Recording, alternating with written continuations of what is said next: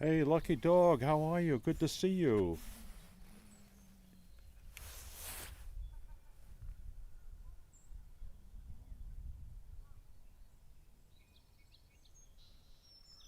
Okay, great to see everybody joining me again. Hello, everyone. This has been a long time since I've done a YouTube live broadcast. I guess a number of factors enter into that. Weather, not really a very pleasant March month, February, March here. And also, obviously, COVID 19. But this is just such a beautiful morning here today. I just had to get outside. I went to one of my sheds and dragged out two deck chairs to put on the deck here so I could sit out here and just enjoy this warm sunshine and the beautiful view we have here.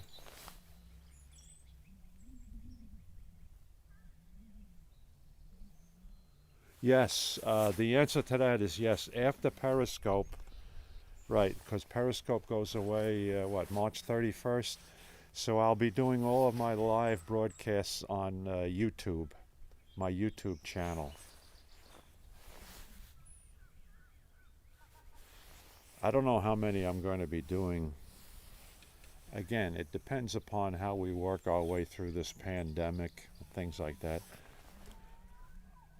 One thing I'm really hopeful for, that we get over this business within the next few months and start doing some traveling to New York City again, doing some walks in New York where we'll do live broadcasts. And we'll get back to doing some of our Long Island Railroad train live broadcasts. We're doing very well with this pandemic. Jean had her no, not was it Pfizer? No, I'm sorry, J and J, Johnson and Johnson, or they also call it Janssen, one shot vaccination about 10 days ago. And I just had the first of the two Pfizer shots this past Friday morning at the CVS in Shirley, down on William Floyd Parkway. Lucky Dog, you're familiar with that, I'm sure. So between the Pfizer shots, it is a 3 week period. So then I go back for the second shot on Friday, April 9th. Good morning, Andrea. How are you? Good to see you. Oh, Kathleen, you obviously you're at the hospital. Good for you. I'm glad that you're considered protected now from that. Took a while for us. We kept going on online and trying to hit certain things. And it was hit or miss. And just one day we lucked out, and my wife was able to get an appointment at what used to be Brookhaven Hospital, but I guess they call it Long Island Community Hospital now. Right, Lucky Dog? Isn't that the name now? Well, Kathleen, I would just mention that I miss doing the train scopes, but we're going to get back to that this spring. And I'm hopeful that the Long Island Railroad this summer season will start running the Cannonball again on Friday nights.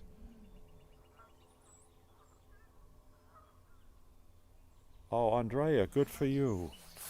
Glad to hear that you've been vaccinated. Yeah, it took a while to make an appointment, but then we lucked out on the internet in 2 days and running. As I say, I have to settle for the two dose, but that's okay. It was kind of crazy. I went Friday morning, and there's been such a big build up about this business. And here I'm 81 years old now, so okay, so they give me the shot, and it took, what, 2 seconds for the nurse to insert the needle and everything. And I broke out laughing. And of course, I have my mask on, you know, and she thought I was kind of a crazy guy. And I said, "Young lady, I'm so sorry. I'm not laughing at you. I really appreciate your professionalism. But," I said, "my God, after this last year of this big McGilla and getting these shots, is that all there is?" You know, the needle was plink and out. No after effects, no side effects. So it was no more than getting an annual flu shot. So let's hope that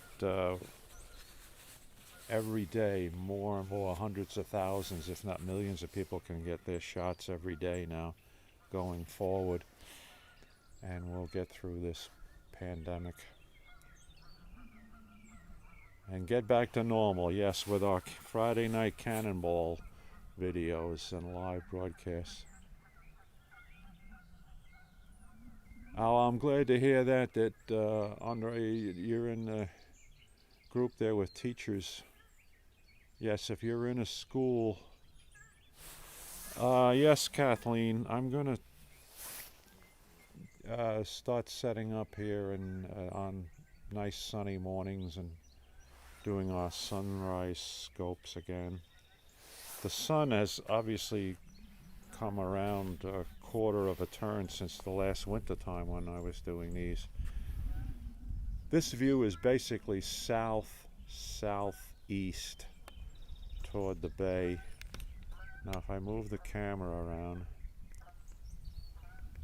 I'm going to show you the generally speaking, that's due east. And right now with springtime yesterday, the first day of spring, so that's the general direction of sunrise right now. And obviously it'll keep getting further and further north for the next 3 months. But we've swung the arc of sunrises, let's say, from there, back in December 21st, looking to the southeast, and the sun came up about 7:15 Eastern Standard Time. And now the sunrise is over in that direction. And I think with daylight savings time now, I think it was about 7:10, 7:12 this morning. So we'll try to get out here on some good mornings.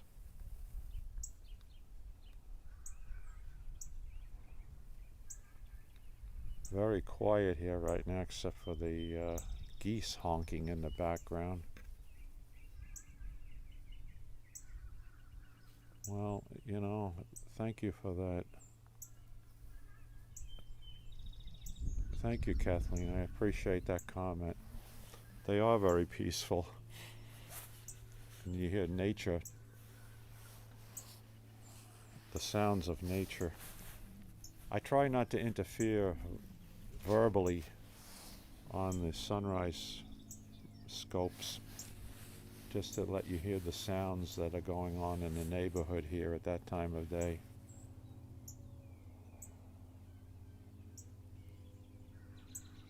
No, it's a little too early for boat traffic.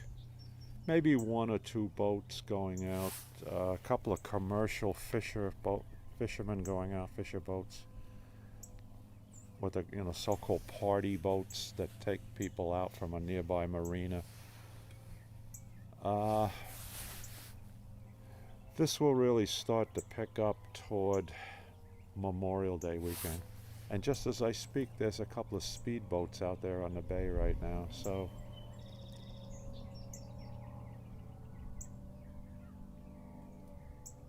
you may hear the sound. Yeah, 2 people out there having a boat race, of all things. But recreational boating will crank up more toward May. Memorial Day weekend. Well, thank you for that.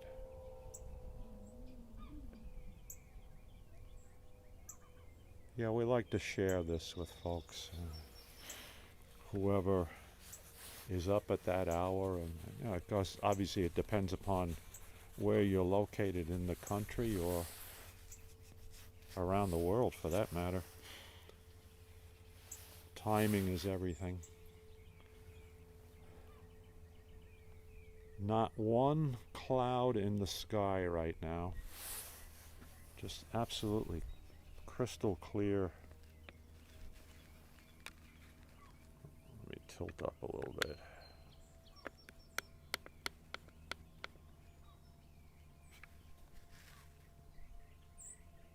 Everywhere you look, clear blue sky today. But already we're getting the springtime haze out over the water. Of course, the humidity is a little bit higher here on eastern Long Island than it is in the central part of the country.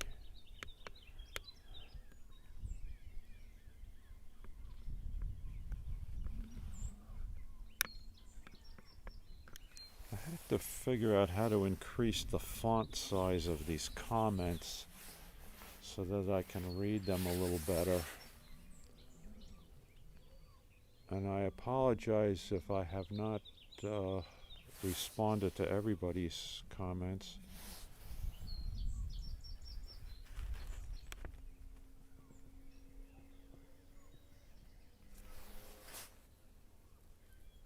Oh, purple martins. Well, Andrea, I was glad you mentioned that.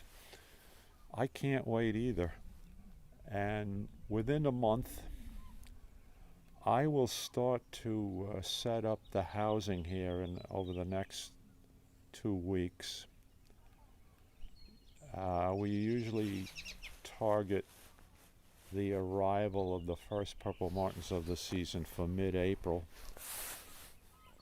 I'm going to tell you, because of the really cold winter, or I should say the month of February, March, I think the season's going to be delayed a little bit by a couple of weeks. The migration may be delayed this season by a week or two. But you never know. We'll find out. Since you mentioned that, Andrea, I'll show you the setup down here. I think you're familiar with the area down there. Let's see if I can zoom in a little bit without destroying this image.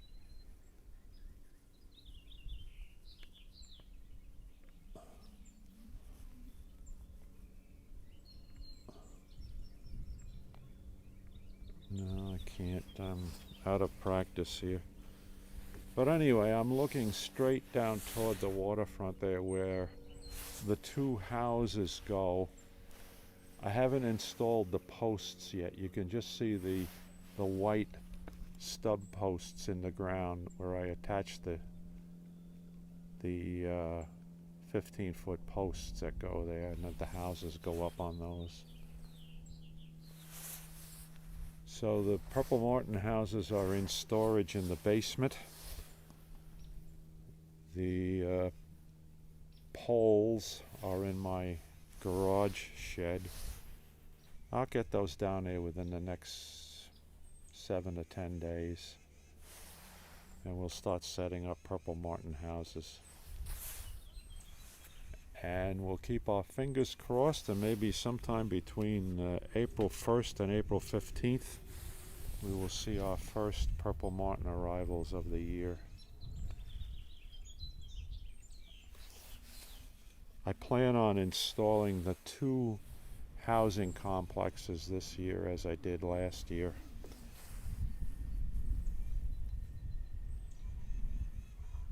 And the good news is I've gotten some other folks in the neighborhood, in the community, really interested and involved with nesting purple martins, friends of mine.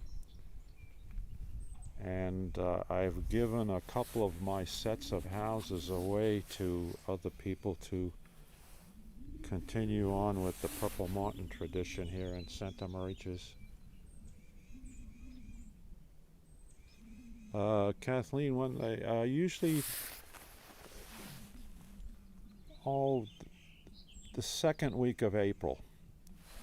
Nominally, the nominal date that they use for this area is April 15th. It could be as early as April 1st, could be a little later than April 15th. It depends upon how quickly the East Coast area warms up here and how fast the martins are migrating northward along the East Coast, because they are following the food supply, insect supply.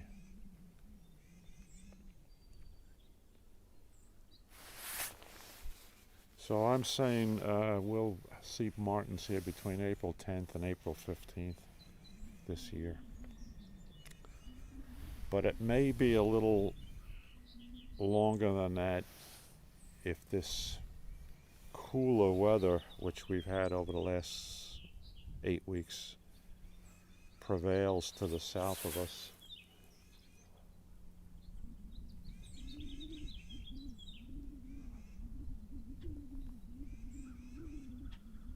Yes, I have the ability to set up to 4 posts, and each post has its own set of houses, set of 4 houses. So let me think about the numbers here now, so I don't want to mislead you. At maximum productivity, I had, I believe, 56 nesting cavities available for purple martins.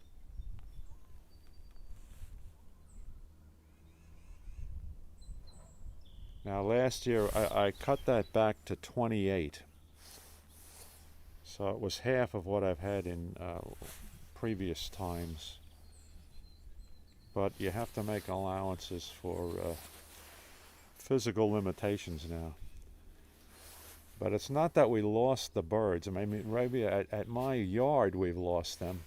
However, because I've been able to have other folks in the general area set up these houses in their own yards, they're now attracting the purple martins at their locations. So we're still providing a good number of nesting sites for martins in the general area here.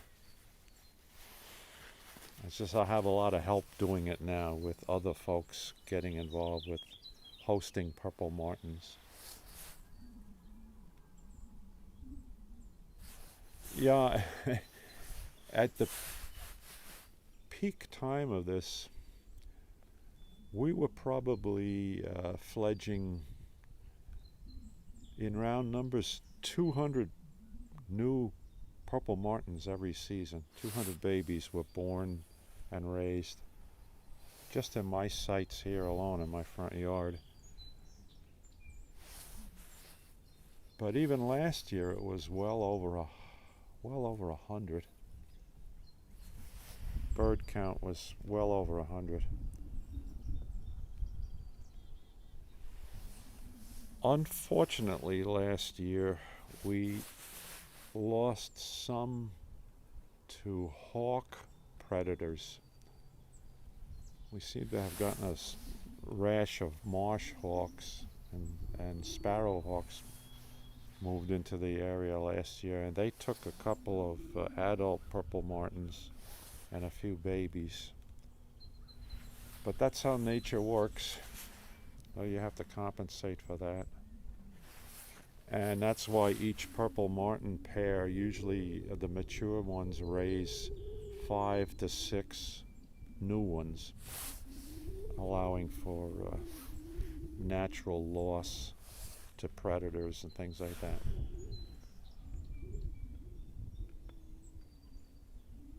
No, the nesting material I have, actually, I purchased boxes of dried pine straw. Now I have enough left over from last year. I don't think I need to buy another box of that, but it's basically dried out southern yellow pine needles, And that's what we put in all of the gourds and the wooden trays that go into the house compartments to use as nesting material. And that starts the birds off with a good bed of nesting material, which means they don't have to work physically as hard collecting their own nesting material. They can put more of their energy into raising the little ones. Although they do it, they keep refreshing the nests. And what I also do, and you'll see this in a few more weeks, I have a little platform on the top of a 4x4 post that goes in the ground, and I put dry nesting material on the top of that platform between the two housing complexes.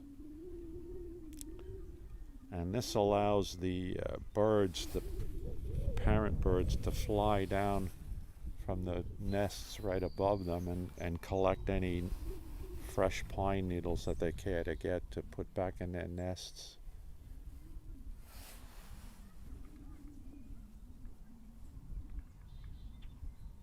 Now let's swing around here a little bit. I was hoping to catch some cardinals here for you on the feeder platform, because I just put new sunflower seed out there a little while ago. But they're in the general area.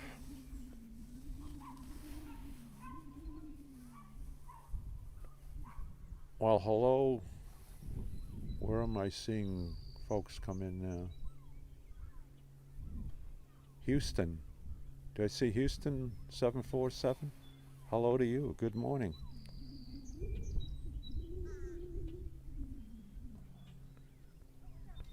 Good morning from eastern Long Island, New York. About 60 miles, 100 kilometers due east of New York City on the south shore of Long Island, New York. About halfway out Long Island to the end of the island at Montauk Point. And we're looking basically to the south now, out over the bay. And on the other side of the bay is the Barrier Beach, Fire Island, Barrier Beach, and on the other side of that is the Atlantic Ocean. And we're starting to get a little bit of a cool sea breeze starting to build up now. So this time of year, when we get these warm spring days, by midday the land will start to heat up, and then the cooler air will come flowing in off the ocean.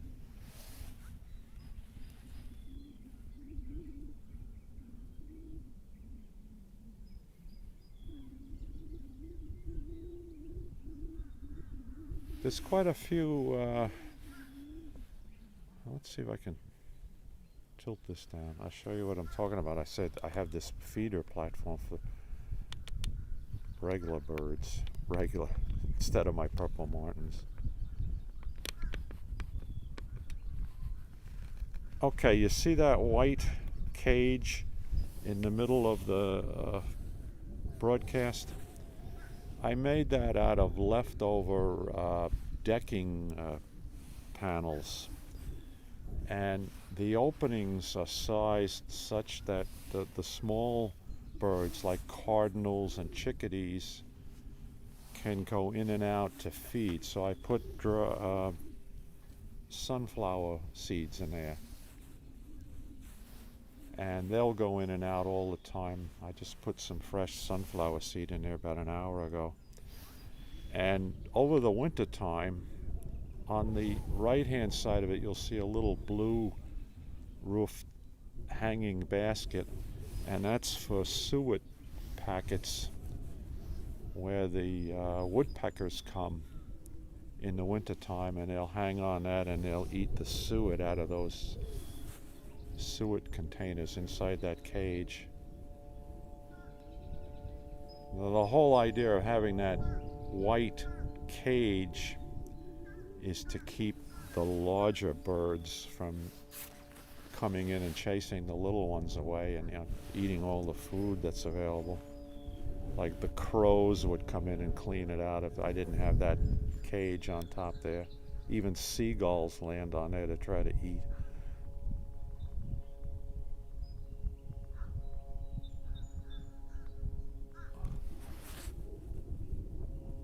Rails of the double LIRR. Well, there's a good handle for you. Hi. I haven't been traveling LIRR in a long time because of the COVID. I used to try to get on the train at least once a week to head to the city, do my walking in there and tour, on live broadcast, but I haven't done that in a while. And of course the other thing I miss is the Friday night Cannonball videos at West Hampton on Fridays in the summer. But we'll get back to that.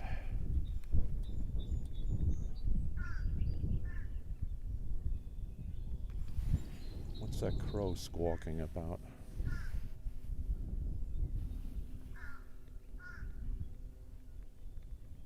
I'm not bothering him. Let's get this tilted up again.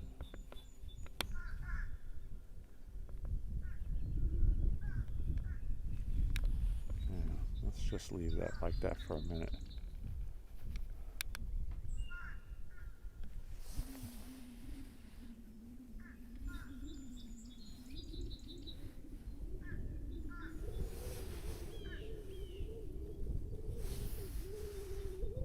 The sounds of early spring on eastern Long Island, New York.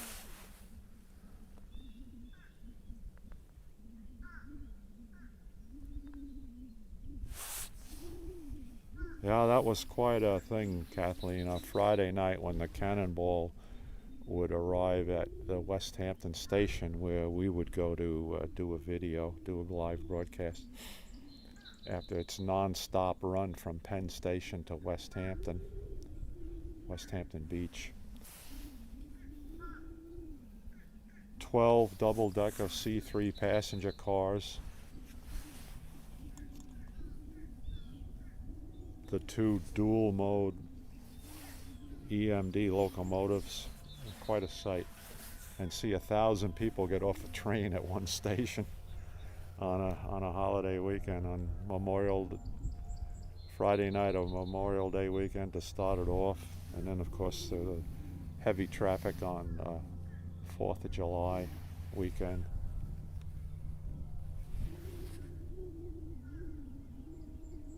Oh, Tracy Taylor, thank you for that. Welcome.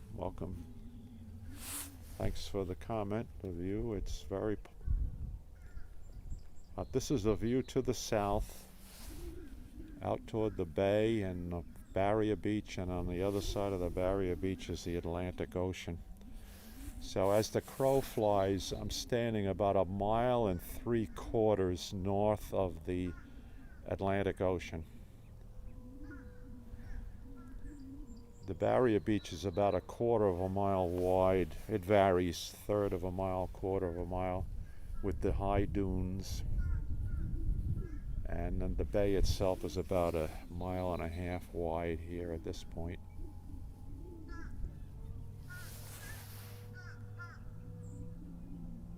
And there go those 2 boats having a race out there again today.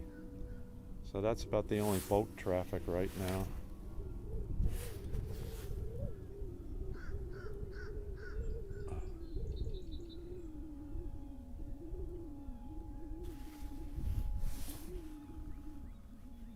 Oh, I hear a woodpecker in the background now also.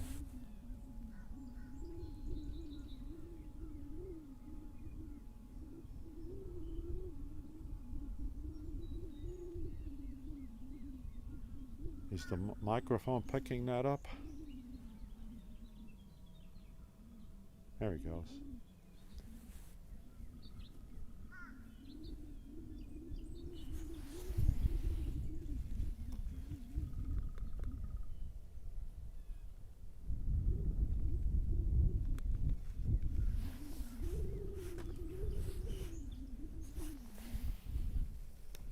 just turn a little bit down, where you see the sunlight glistening off the water here.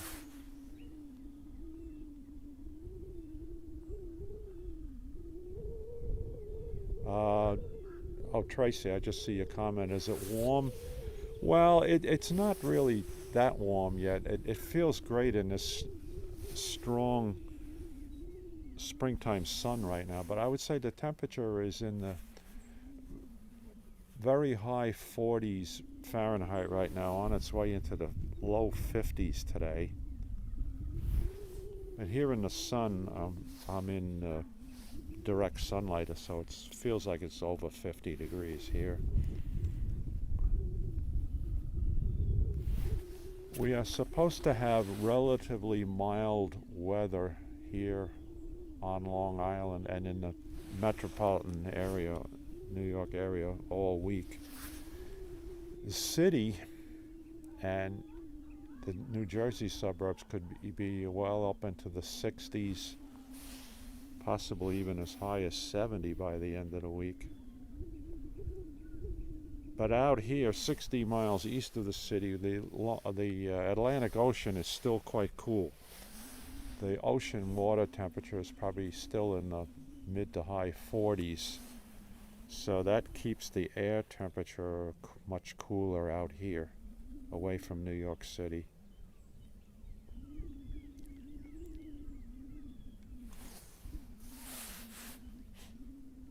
I would say at this time of year, late March and through April, we could have a daytime temperature difference of 15 to 20 degrees between here and New York City.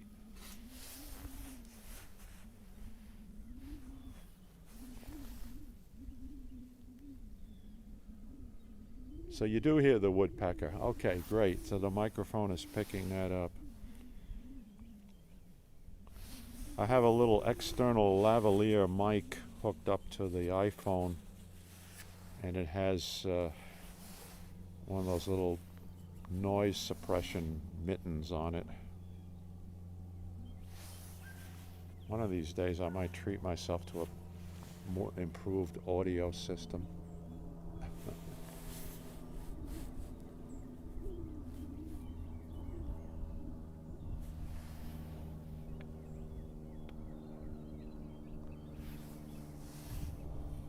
Well, thanks very much, everybody, for joining me this morning. As I say, I haven't been broadcasting in quite some time. And to the earlier question, obviously after March 31st, there'll be no more Periscope broadcasts. So my live broadcast will be strictly YouTube, on my YouTube channel. So you watch for that in the future times, and I'll make sure that we are set up for getting ready for Purple Martin, so everybody gets a chance to see that. So have a great day, folks, wherever you are, locally here on Long Island or in the New York, Andrea in the city, Texas we heard from this morning, around the country. All the best to everybody, and enjoy this beautiful spring day. Take care, good people.